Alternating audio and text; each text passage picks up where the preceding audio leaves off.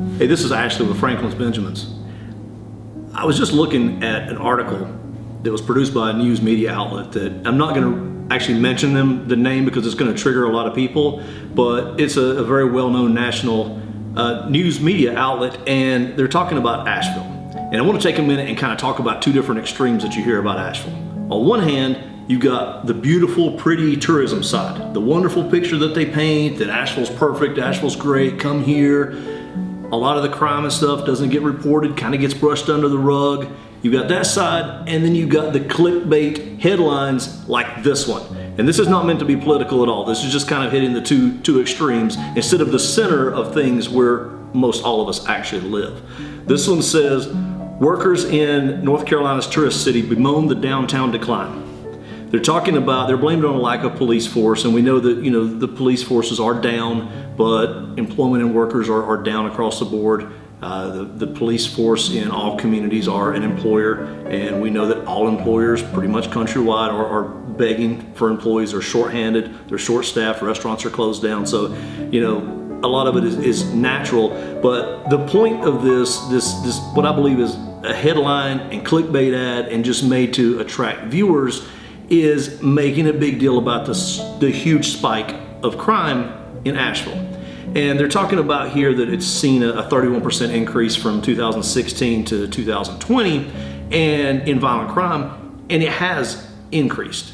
But how much of it is really Asheville falling apart and going to crap, so to speak, and how much of it is the natural progression of a city that has seen explosive growth over the last couple of decades?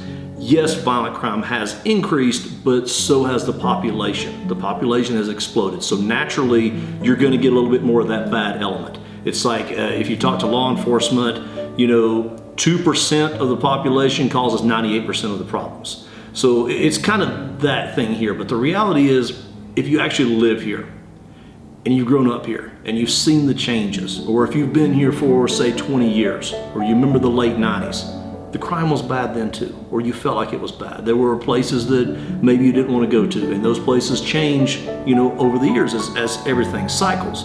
But I can walk down Haywood Road, one of the most popular areas in town, that little cool scene. And we film some down there. I can go down there, I can go to the breweries, I can go in the evening, I can go pretty much any time of the day, and as long as I'm not being stupid, taking normal caution, I feel safe, I feel fine.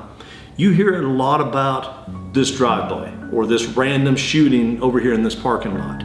But is it really that common, or is it really just the news wants a headline? They're starving and begging for something to talk about, and they want you to read it. They want you to look at it, and they want you to be triggered because everything is about viewership now. Where I believe that the reality is Asheville's a great little town. Are we overpopulated for the infrastructure? I believe so. If you travel anywhere, you're going to see that you're going to have a hard time going through the roads. But there are things that I miss about our little town that's changed, but there's things now that it's changed into that I like. The bottom line is that change is inevitable. This crime is spiking, but again, I believe that it's just a natural and normal thing as more people come here. It's to be expected in pretty much any town, not just single out Asheville.